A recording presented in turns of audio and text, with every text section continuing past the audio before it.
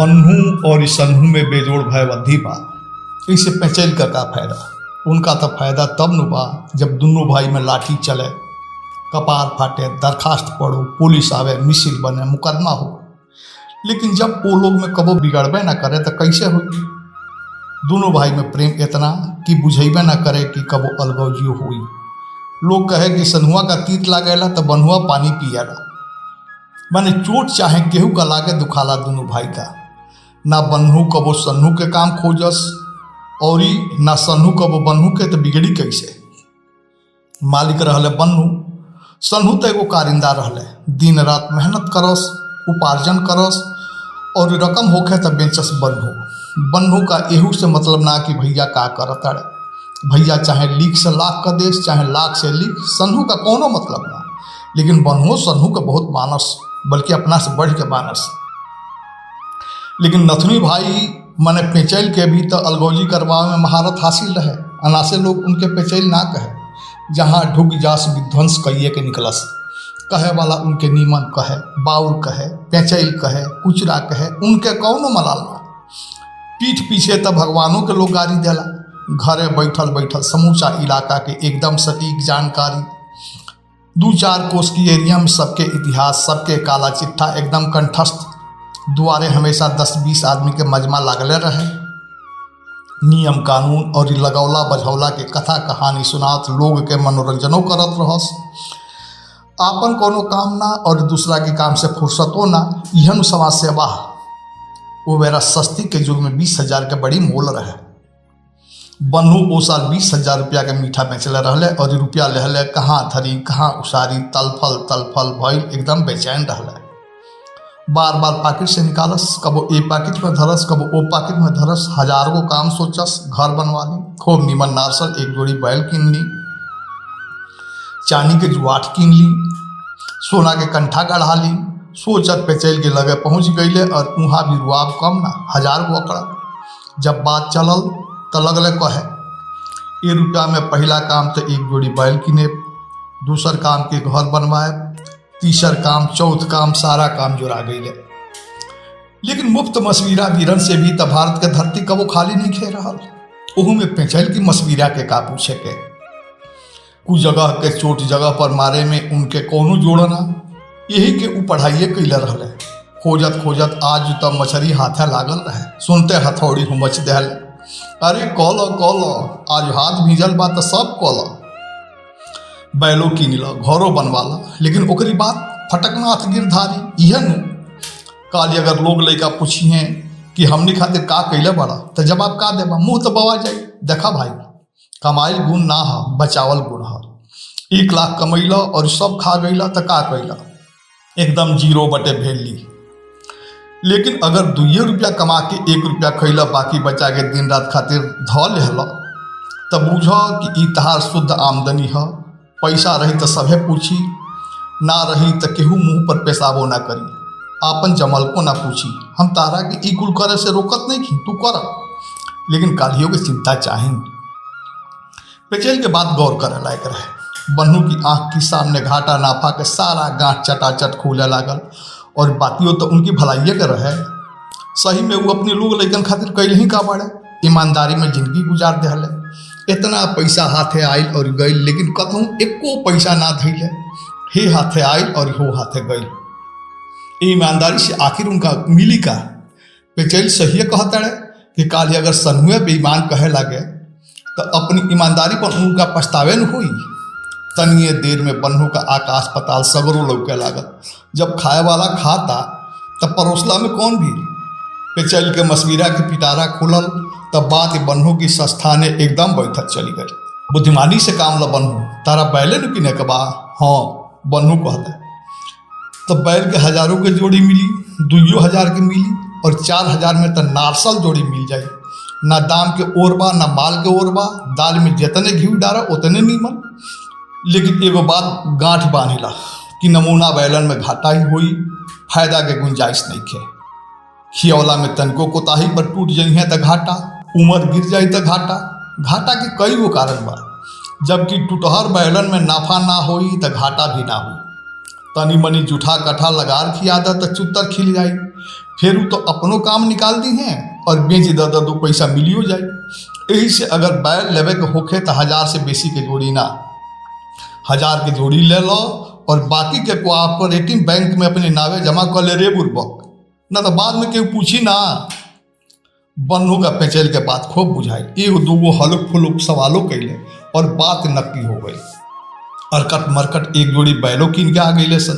दूसरा दिन पेचेल के साथे जाके बैंक में खाता खोल के बाकी रुपया जमा भी हो गई और ये पासबुक पेचेल की लगे ही धरा गई।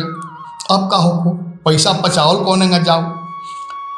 सोचत 2-3 दिन बाद साझी खान महतारी के लगे आके सगरो पैसा चाय काट लहलस माई, कहत डहको भको रोए लगल। सुनते माई आवाक ई का भई। तले सनहू आ गई और उहो सुन के माथा पकड़ के बैठ गई। कहाँ धैले रह कि चाय काट लहलसी है और पैसा लेके तहरा बाजारे गईला के का गरज रहल है। माई पूछली त का करी माई, हम ई थोड़े जानत रहनी है कि उ काट ली, हमसे बहुत बड़हन गलती हो गई बा माई। कहत बन्नू इतना रोए लगले कि लोर से धरती भीज गई। ऐसा नाटक बनौले कि अब आगे पूछे के केकरा हिम्मत। माई बेटा दोनों जने चुप हो गए लोग, लेकिन तब वो दोनों भाई के बीच बेईमानी के बिया तो बोआइए गई। सन्नुओं का मन में संदेह हो गई कि कुछू ना कुछू तो गड़बड़ जरूर बा भाई। भैया कहीं न कहीं हमारे साथ धोखा करत अड़े। रोज माई बेटा बैठ के फुसुर फुसुर बतियावे लोग। माई जब से इनके दोस्ती में चैलवा से भइल बानू तब से इनका रंग ढंग ठीक नहीं खेलौगा। जरूर कुछ ना कुछ बात बा माई, ना तो पहले ही हमरे से बतियाई हैं, कोनो बात हुई तो हमरों से कही है, लेकिन अब कहीं कुछ ना, हमसे हमेशा गुमसुम रहता है। घरे बस खाए खातिर आवत अड़े और फिर वो भागल वही जा पे चैलवे की लग गए हाजिर। बुझाता कि इनके कान काट के गाड़ रहे बा। लेकिन अगर हमारी साथे कोनो बेईमानी भइल तो हमके दोष मत दिया माई। इनके तो सजबे करे पेचैलऊ के भी सगरी पेचैले ही निकाल दे। सन्नू की छाती ठोकला पर माई रोजे समझावस, जायदा जेठ भाई हम कितना बेईमानी करिए, 2 रुपये नु ले ली हैं, तहा जांगर पांजर नानू ली हैं, तहरा उनका से बेसी हो जाए। जांगर पांजर और ईमान धर्म बनल रही तो रुपया पैसा के कौन बात बा, उहो हो जाए। माई के बात मान के सन्नू चुप हो जास। गाड़ी फेरू से पहले ही तरह डगरे लागल रहे। अबले ये बात के बीतलू साल भर हो गए रहे। असो तो पिछलो साल से बेसी गुड़ भइल रहे और बन्नू के बेचे के तरकीब लगावे लागल रहे। बन्नू का खूब विश्वास हो गए रहे कि हम अपन ढीढ़ पचा ले गई, केहू ना जानल। लेकिन पेचैल पचावे दी तब न पची। पेचैल का बुझाए लागल कि ई तो पासा पलट गई। वो सोचल रहे कि दोनों भाई में झगड़ा हुई, मारपीट हुई और अलगा हो जाए, लेकिन ई तो कुछ ना भइल। ई सोच के पेचैल ब्रह्मास्त्र चल रहा। सवेरे के समय रहे। सन्नू द्वारे पर बैलन में अजुराइल सानी पानी करत रहले। तले पेचैल के बेटा आइल और सन्नू के एगो पासबुक देत कहलस, तने हई बन्नू काका के दे दी। पासबुक देखते सन्नू की देही आग लाग गई। जब पासबुक खोल के देखले तो में 18,000 रुपया का मैं सूद सहित रकम दर्ज रहे। पासबुक लेहले दौड़ल माई की लगे गईले और चिल्लाए लगले, माई देख तो हम कहत रहनी हम लोग रुपया कटाइल नहीं के, पेचैलवा और ई मिल के हमारी साथे घात करत रहे सब। अब सबूत देखो माई, अब तो एको दिन ना आज के आज अलगौजी हुई। पासबुक देख के माइयों के होश उड़ गई। फिर तो दूसरे दिन दोपहरिया में अलगौजी खातिर पंचायत का फरमान जारी हो गई। बन्नू जब राय लेवे पेचैल की लगे गई तब पेचैल उनका समझौले, बन्नुआ ते बड़का बुर्बक पड़े, तोरा कुछ के ढंग नहीं है। पंचायत में पंचन प्रधान होला रे, माने पंच आपन त काम आपन। इमें पंचायत का करे के बात, तहरी लगे जौन बात तौन तहार हो और उनकी लगे जौन बात तौन उनके हो। मालिक तू हवो तो असो के सगरी मीठा तहार हो, बाकी सर सामान में आधा आधा। तहरी लगे रुपया पैसा और सामान बेसी बटल ही बा, तो चिंता का बा। बुढ़िया के जियन के कोनो गरज नहीं है। वो 6 महीना तहरे में रही और 6 महीना उनका में। अगर खाली तहरे में रही तब वो कोनो हाथी घोड़ा थोड़े खाई। दोनों बेरा 2 रोटी से ना तहरा घट जाई ना उनका। एगो काम करिया, तो हमारे के पंच बदल दिया, ओकरी बाद हम देखिए ले असो के मीठा में सन्नू के एगो ढेला नहीं खे देवे के। दूसरा दिन दोपहरिया में जब पंचायत बैठल तब बुढ़िया माई गांव की लोग से एखगो बात पूरा तफसील से बतौली। वही बतौला में सन्नू और पेचैल में झगड़ा हो गई। जितने सन्नू गर्जे लगले उतने पेचैल, गारी गरौजी धारा धारी सगरी भई। उन्हें सन्नू तो इतना रिसिया गई कि मारे खातिर लाठी उठा ले। पेचैलो लड़े खातिर एकदम छरिया गईले और चिल्ला चिल्ला कहे लगले, जहिया मौका मिल जाई सनुआ तो के बर्बाद करके छोड़े, भीख ना मंगा देहनी तो हमरो नाम नथनी ना। धरहरिया पर धरहरिया लागल, तब झगड़ा छूटल। सारा बात बतौला की बात जब पंच बनौला के बारी आए तो बन्नू पहले खड़ा हो गए, हम नथुनी भाई के पंच बदता नहीं, उनके छोड़ के हम केहू के पंचायत ना माने। सुनते गांव के सबे ऋषि आ गए, तू कैसे पंच बदबा, अबे तार माई जी ताड़ी ऊ बती है कह, फिर एकदम हल्ला हो गए। बुढ़िया माई बिरसा तिवारी के पंच बद देहली और बिरसा तिवारी कुल जमा में से 1 एकड़ खेत बुढ़िया माई के जियन दे के बाकी खेत बाड़ी धन दौलत हड़िया बर्तन मीठा सब दोनों भाई में बराबर बराबर बांट दहले। बन्नू और पेचैल हाथ मल कर रह गई लोग। ये अलगौजी के सबसे अधिका मलाल बुढ़िया माई का रहे, वो तो रोजे पेचैल के शरापत रहस, जोरे निर्बसिया ते हमार बिगड़ली तो राम बिगड़ी।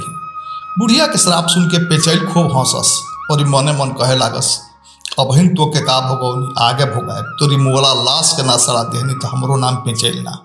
पेचैल का बुढ़िया के सरपला कहता ना, लेकिन बन्नू की गाड़ी के बहुत मलाल रहे। रोज ये चाहस कि कहीं कुछ मौका मिली तो इनके ढंग से बतेती, लेकिन सन्हू बेचारू अलगौजी की बात आपन सहेजले में व्यस्त रहल। उनका कहीं उठला बैठला चाहे बतियौला के फुर्सते कहाँ रहे कि उनका मौका दे। अलगौजियो भैले एगो अरसा बीत गई रहे, लेकिन पेचैल की कृपा से दोनों भाई की बीच के दूरी अबो कम ना, महीना 2 महीना में कम से कम 1-2 बेर बोल ठोल हो जाओ। हालांकि झगड़ा भी कोनो हक पद के ना, बस एगो मलाल। अलगौजी में चूंकि माई सन्हू की बखरा पड़ल रही तो उनके 1 एकड़ खेत भी सन्हू की ही जिम्मे रहे। वो खेत में वो गन्ना बोले रहे और हर साल बिना लागत के ही छतिया फार गन्ना होके गुड़ महिया से तो घर भर जाओ, खाए में अलम फेज, नहीं तो बन्नू के देखा देखा के आस पड़ोस पद पटीदारी में भी देश रिश्तेदारियों भेजवाओस। लेकिन बन्नू भाई के एगो फूटल कौड़ियों के दर्शन ना, बस बन्नू का यही के मलाल रहे और रोजे चाकू पिजवस कि जहिया माई मर जाई तहिए तह के सदा वर्त चलावल देखाए। पहले जियन वाला खेत में रस्सी तनाई, ओकरी बादे दाह संस्कार हुई। जब वे बुढ़िया बीमार पड़े, बन्नू की घरे कथा पोथी होखे लगे कि काज की जगह आज वे मुआद, हे भगवान जल्दी माई के उठा लो कि हमरो थरिया में महिया रोटी का महावर सजो। लेकिन सब कथा पोथी की बातों बुढ़िया जब जी जाओ तो बन्नू की घरे मातम पसर जाओ। वो साल सन्हू खेत में तनी खादर काट डाल दहले कि ऊँखी एकदम घसी गई। ये देख के ने सन्हू के मूछ फहराए लागल तो उन्हें बन्नू की घरे छाती पिटाए लागल, रोजे बन्नू दुबराए लगले। वो साल तन मान रहे कि हर साल से 1.5 गुना बेसी गुड़ बिकाई, लेकिन दुर्भाग्य से अबे कोल्हुआड़ो न गड़गड़ायल रहे तले कार्तिके में माई मर गई। अब का हो, आधा रात के माई के घर में से निकाल के सन्हू लाश के लगे बैठ के जार बेजार रोए लगले। सुनते बन्नू का खुशी के ठिकाना ना, लेकिन तब वो बेटा के फर्ज तो निभाही के रहे। छोह के नखरा देखा छाती पीटत दौड़ पड़ले और जाते मरद मेहरारू सन्हू से झुरा गई लोग। अरे निखुर का हमारे माई के पत्थर पर सुता दे पड़े। मुँहला की बादू इनके इतना गंजन ई कुश एकरी पीठ में चुभ चुभ गड़त हुई। रोजे हम कहत रहनी हाँ कि रे माई के हमरे में रहो, ई तो के बहुत दुख देता, लेकिन ओकरियो आँखी पर्दा पड़ल रहत रहल, कबो हमार ना सुनी। जे धन रहले से सन्हुए रहले, जिंदगी भर बेचारी एकरी साथे भूजा भुजौलस और दुखे काटत मरियो गई। मुँहला की बादो एकरा तनिको दर्द नहीं खे, ले आके ई कसाई घास फूस पर पटक देले बा। बन्नू छोह के ऐसा नजारे पेश कैले कि ऊ रोले त का भइल, उनके देख के कुकुरो बिलात रो दहले सन। बन्नू वो बिलाप करत दौड़ल गईली और पेटी में से एकदम नया झकझक चदरा ले आके जमीन पर बिछा के दोनों बेकत मिल के उठा के माई के ऊपर सुता के फुक्का फाड़ के रोए लागल। कुछ देर रोल धोल और ढंड कमंड कह के दोनों बेकत अपनी अपनी घरे चली गए लोग। उकरी बात झांकियों पारे ना आए लोग की का होता है, लेकिन सन्हुओं का लोग से कोनो गरज ना रहे। वो कहले दाह संस्कार की व्यवस्था में लागल रहा, लकड़ी ले आओ, बांस कटवाओ, कफन ले आओ, विमान बनवाओ। लगभग 2 घंटा में सब तैयार हो गए। अब तो विमान पर लाश सुतावल जाते रहे, तले आगे आगे बन्नू और पीछे पीछे उनके दोनों बेटा एकदम रोष से भरल हाथे हाथ डंटा लहले आंधी पानी की तरह आ धमकले। माई अब ना फुकाई, पहले जियन वाला खेत के बखरा लागी तब फुकाई। सुनते सब लोग अवाक रह गए। अब का हो, कथों बन्नू वो कूदे लागल लोग तो कथों उनके दोनों लड़का। गांव के लोग आगे बढ़ के समझावे लागल, लेकिन केहू के बात ही ना सुने। बस एके गो बतिए कि ना एकदम ना, पहले जियन वाला खेत पर रस्सी तनाई तब जाके माई फुकाई। बन्नू कूद के जाके विमाने पर बैठ गए। पट्टीदारी के लोग आई लागल समझावे। बड़का बाबू लगले कहे, काहे बन्नू ई का लेके उठल बड़ा, ऐसा कहीं देखले बड़ा कि द्वारे मृतक पड़ल होखे और भाई भाई में बखरा लागत होखे। ना बड़का बाबू, आज हम एकदम ना माने, जब जियत में ना बटाई तो मूल्य पर न बटाई। चुप कर, तू जेठ हुआ, तारा सहे के चाहिए, लेकिन तू ही घर के सत्यानाश पहलू कैला और याजबो करा तारा। माई तहरू रहली है, तारा मन में संतोष रखे के चाहिए। कौनी मन में सन्हू तार हिस्सा रख ली है, आज ना तो काल उनका छोड़ ही के पड़ी, लेकिन पहले जो उनका पार पर आयल बा ओके तो हटावा, हिस्सा बखरा तो बाद में हो जाई। ना बड़का बाबू, पहले जियन पर रस्सी तनाई तब माई फुकाई, एक अलावा कौनो शर्त हमरा मंजूर नहीं है। तो आ लोगन पटीदार हुआ, पटीदार की जैसे रह, जब बुलाए तब भैया लोगन। बड़का बाबू का ई बात बाबू लग गई और भाई पटीदार सभे ऋषि आगे चल गए। अब का हो, लोग समझाओ समझाओ थारे हार हो गए, लेकिन बन्नू पर कोनो प्रभाव ना। जब सभे हार गए तो गांव के पुरनिया बिरछा तिवारी बुलावल गई है। उहो आके समझौले, ए बन्नू, अरे तुहार हिस्सा बखरा कहाँ जाई, लेकिन पहले जौन काम बा तौन निपटावा, खेत के बखरा तो कालियो लाग जाई। ना तिवारी बाबा, राउत चरण माथे पर, लेकिन पहले बखरा तब माई के फुकाई। तरह तरह के बात, तरह तरह के नजीर देके वो समझोले, लेकिन बन्नू टस से मस ना भइले। बन्नू की हट पर तिवारी बाबा भी गर्म हो गई। रे सनहुआ, का देखत तड़ी, चल लाश उठाओ, इनके द्वारी पर धो दे। वही जब पड़ल रही, जब इनका बखरा मिल जाए तो ई फूकी है। गांव के लोग ताव दिया और सन्हू लाश उठा के ले जाके बन्नू के द्वारे धोई जाए। अब तो बन्नू एकदम आग बबूला बुझाइल मार हो जाला। बाप बेटा हाथों हाथ लाठी लेके सन्नू के चोटिया ले। सन्नू कोनो भाग के घर में ढुक के जान बचौले। ओकरे बाद फिर बन्नू लाश ले आके सन्नू के द्वारे धो गई। अब जब लाश धो गई तो बुझाइल कि मामला सलट गई, लेकिन फिर जब जाए के तैयारी हो गई तो धमक गए और फिर तांडव शुरू। सन्नू के मजबूरी और बन्नू के नाच देखत देखत दोपहरिया ढल गई, लेकिन बुढ़िया फुकाइल ना। उन्हें पेचैल अपनी दुआरे बैठल मोची पर ताव देश, बुढ़िया तो के सड़ा देव तबे फुकैबी। तमाशा करत और तमाशा देखत सभे एकदम आजी जा गई। अब जब कोनो चारा ना लौकल तो सन्नू का कर उहो मरे मारे पर उतारू हो गए। लाठी की बरियाई फूके ले जाए ठान ले। उन्हें से रोके खातिर बन्नू अपनी बेटन के लेहले आ धमक ले। देखते देखत दोनों ओर से लाठी चल गई। बन्नू की ओर से उनके बेटा तो सन्नू की ओर से उनका सार। खूब लाठी चल, केहू के मुंह फूटल तो केहू के कपार। इकट्ठे सभे दवाई करवावे चल दिया। अब जब सभे हॉस्पिटल चल गए तो फूको के सबेर होत लाश से बदबू भी आवे लागल। सही में पेचल जो कहले तो कह दिखाइयो देहले, बुढ़िया के सड़ाइए के दम लहले। ओकरे बाद कोनोंगा बुढ़िया के काम करिया ले बन्नू चुप रहले, लेकिन दूसरे दिन दोनों भाई में बोलठो शुरू हो गई। बन्नू अपनी बेटा के लेहले आके दुआरे गर्जे लगले, शुद्ध मन सब जियन वाला खेत बांट द, ना तो हमरा मोलो जेला के भीड़ नहीं, एकदम कुंड बरसा दे। सुन के सनू लगले गर्जे, ना हम तोहरी कुंड से डराइल बानी, ना पेचल की कुछ रही से ऊख काटिए के खेत छोड़े। अगर तारा ढेर मलाल बा तो गठई के सिरा तोड़ला के कोनो जरूरत नहीं है। पंचायत कराला, देखी कौन पंच तारा के फसिल सहित खेत बांट देता। लोगों बन्नू के राय दिहल कि मार झगड़ा से निमन बा पंचायत हो जाओ। बस तो साझे खान पंचायत के डुग्गी बाज गई। पूरा गांव के लोग साझे खान बरम बाबा के स्थाने जुटल। पंचायत के हल्ला इतना कि लोग जुटल तक का भइल, लोग से अधिका तक पीला जुट गई सन। बुझाव की कुकुरन में भी बन्नू और सन्नू के गोल बंट गई बा। दुनू गोल में भौंका भौंकी और काटा काटी ओ तरह शुरू भइल कि न सन्नू के गोल दबे न बन्नू के। साँझ बेरा चिड़ई भी अपनी खोता में वापस आयल ढली। उनकी चह से तब बरम बाबा के पीपर ओ तरह गुलजार धोल ढल जैसे ई पंचायत के जश्न मनत होके। नीचे कुकुरन के काटा काटी, ऊपर चिड़ैन के कलरव से बुझाव कि वहाँ पंचायत ना बारात आयल बा।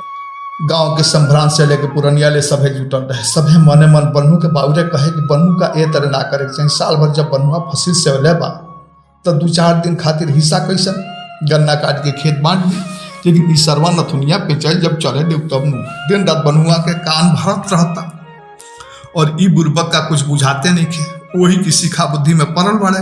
उनका तो इहो नहीं के बुझात कि इनके बनावत नहीं खे बिलवावता। पेचैल का सन्नू की गाड़ी के कसक निकाले के बेरा आ गई रहे। बस देरी रहे तो पंच बनला के सेट उन्हें से होके आयल रहे कि लोग पंच बदे के कही तो झट उठ के तू हमारे नाव दा दिया, फिर तो हम संभारिए ले।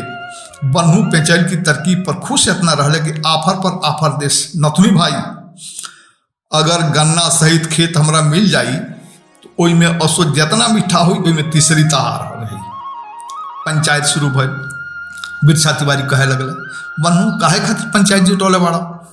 बाबा माई के 1 एकड़ जियन दियाल रहल है, अब जब वो मर गई तो वो खेत का पटा जाए के चाहिए। लेकिन सन्नू के मन में बेईमानी आ गई। सन्नू तू कुछ कहब?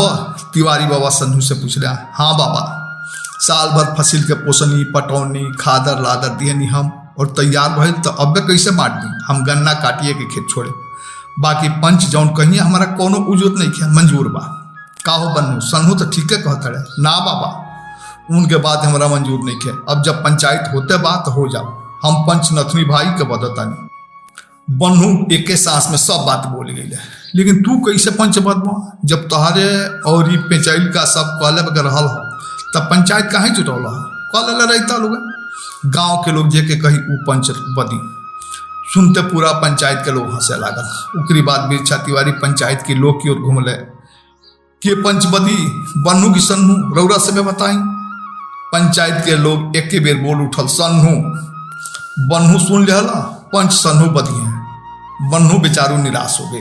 लेकिन बाबा, हम नथनी भाई के छोड़ के दूसरा के पंचायत नहीं माने। अरे कैसे ना मनबा?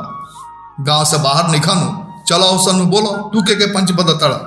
सन्नू नीचे मुड़ी गड़ौले बैठा रहा। हाँ चलो मुड़ी उठाओ, बोला के पंच बदतड़ा? बिरसा तिवारी की कहले सन्नू मुड़ी उठा।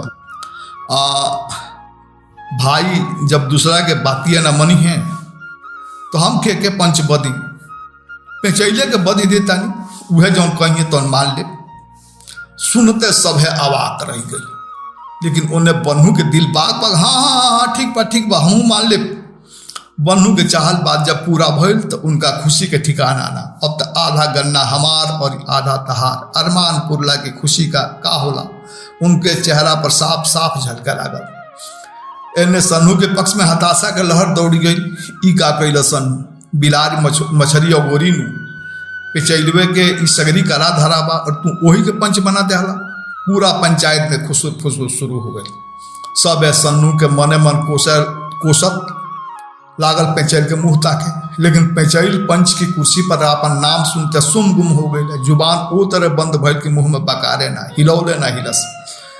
जब 10 मिनट ले कुछ ना बोले तब बिरसा तिवारी उनके झकझोरत कहले, अब का मुड़ी गड़ोले पड़ा? सभे जानते बा कि तू का करब तो कह दो। दोनों आदमी के बात सुन लो और तारा जौन उचित लागे तुम कह दो। तिवारी बाबा के बात सुन के पेचैल मुड़ी उठौले और कहे लगल, बाबा इमें पूछे के का बा और कहे के का बा? दोनों आदमी के बात सभे जानते बा। लेकिन इमें हम यह कहे कि सन्नू बुढ़िया के जियन वाला खेत अब ना छोड़ी हैं। ई पंचायत उनके खेत छोड़े खातिर माघ लेके समय देता। माने 3 महीना में वो खेत खाली क के आधा खेत बन्नू के देती हैं। सुनते पंचायत में ताली बाजी गई। सभे कहे लागल, सच में पंच की कुर्सी पर बैठ के बेईमानी कैल बड़ी मुश्किल बारी भाई, नहीं क्या हो सकता।